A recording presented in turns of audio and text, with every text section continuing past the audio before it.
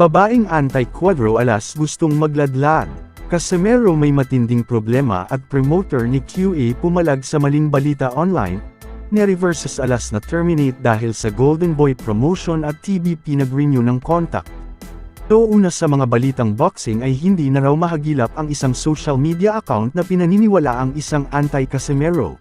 Pagkatapos manalo ni Champ sa huling laban versus Sanchez, kung ating matatandaan ay nagkomento ng isang matinding immature na mensahe, na ayon pa niya na magkakaroon ng online kalaswan siyang gagawin kung manalo ang ating pambato. Kung sakaling pangangatawanan niya ito ay siguradong wasak ang kimchi niya.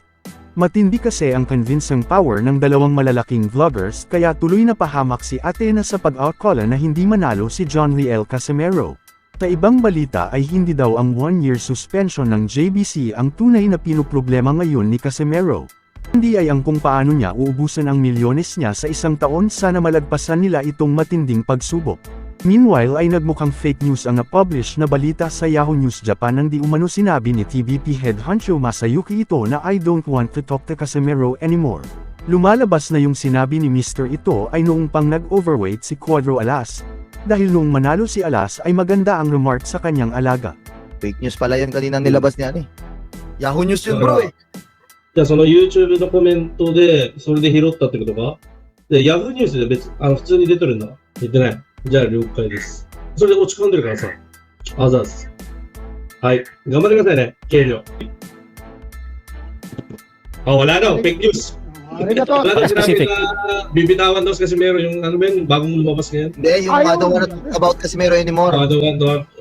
Yung ilabas ni Sportsman na nakinuha niya lang naman sa Yahoo News. So wala siya kasalanan doon. Sa huling balita ay binulgar ni Mark Alesna through sa channel ni Popsi Kultura na may inaayos na renewal contract ang TBP kay Champ.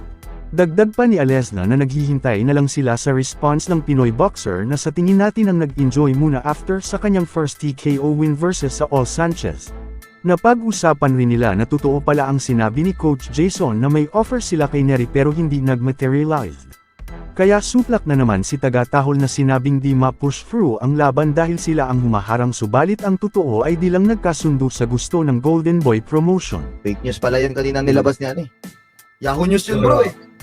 じゃあその YouTube のコメントで、それで拾ったってことかで、Yahoo ニュースで普通に出てるんだ。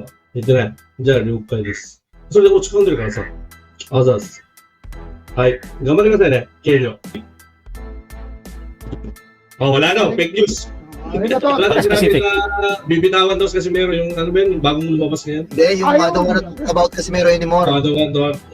Yung ilabas ni Sportsman na nakinuha niya lang naman sa Yahoo News. So wala siya kasalanan doon.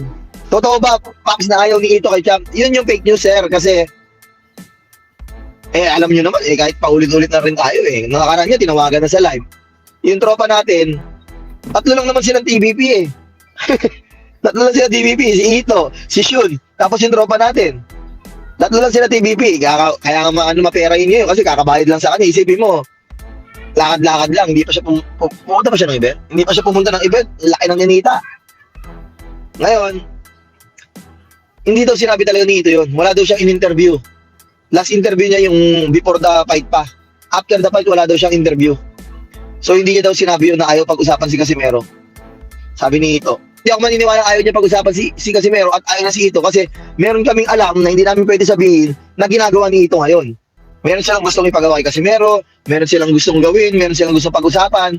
So, kung ayaw niya kay Casimero, bakit niya ginagawa yung mga yun, di ba? Lugi daw si Ito, Papsi, totoo ba yun? Wala akong sinasabing nag-fake news ng Yahoo. Pero, nung live ko, umakyat nandun si Ayales na tinawagan niya mismo yung amo niya. Sinabi, wala akong sinasabing ganyan. So, para for them, it's fake news. Ako naman, ang feeling ko, baka yung post na yun, baka interview yun before the fight. Yung kasi after the fight, kung napanood niyo yung post-fight press conference, si Ito nakangiti na. And sinasabi niya, kayang-kaya ni Casimero si Inoue. And he'll do his best para maglaban uli sila. Bali TV pa rin si Champ, renew contract. Wala akong sinabing ganyan bro. Pero ang alam ko, hindi siya bibitaw ng TVP and they will try to renew Casimero. Nakay Casimero na yon ang desisyon at sa manager niya. Baka lugi yung mga boxer. O tsa, nakita niyo ba yung huling laban? Bilangin niyo ilang pangalan yung nasa ring. I-compute niyo na lang yung tatlong pangalan na nandun sa mismong gitna ng ring $1 million. Magkano lang sa out ng mga boxingero? Tapos si fake news yung kay SB na pinahire daw si Tata nung promoter niya. Paano ipapare? Wala namang kontrata. Wala na kontrata, end na ng contract, renewal contract yung gagawin niya. Oh, ay puta, nadulas ka tuloy. O, ba't sinabi mo may renewal of contract na? Hindi, Ba't sinabi nga dito, nasa kanya lang kung kay Tata lang kung magre-renew si Tata o hindi. Ayan ha. Ah, Oh, malinaw na. Malinaw na. Hindi sinabi nito na ayaw ko lang makipag-usap kay Tata. Ayan ha. Tandaan nyo, itong nagsasalita na to, pangatlo siya sa buong TVP. Kasi tatlo lang sila. Siya ang nag-aasikaso ng renewal of contract. Oo. Binanggit ko na kanina yan. Hindi ako nagbibiro. Boy, kaano nila? Si Neri ba kalaban nun, pre? Akma. Sino ang kalaban? Akma ba yun? Hindi si Neri? Oo. Hindi, kailangan sa ranking tulad nila Neri, Akma, dapat maganda yung card. Oo, okay. Ang Bro J Max before, nagkaroon na talaga yan ng nag-usap na yung Golden Boy at saka TVP. Ang problema, ang gusto ng Golden Boy, sige, makikipag-collab kami sa inyo, kailangan mo ng card na lahat nasa ranking, yung mga lalaban. Parang ganun, di ba? Okay. Para ganun. ma-main event si Casimero. Okay. So hindi nakapag-produce pala si Tito. Kasi ang kalaban Hindi yan, kasi nakuha si Akma, hindi nakuha si Akma Oo. si Neri. kailangan ang makalaban ni Champ. Bro. Lason, oo. Talaga yan dapat? Meron talaga yan. Ako nakita ko yung mga meeting nila eh. Kasi si Ayales na, nakikipag-meeting yan. Si Picture yan. Nakaganon pa oh. Nakaganon pa siya dun sa mga, sa mga Golden Boy, Hindi ba't mo i-post yan, pre? Kahit naman din na to, pwede mo. Hindi mo pinost yun? Tagal na yun.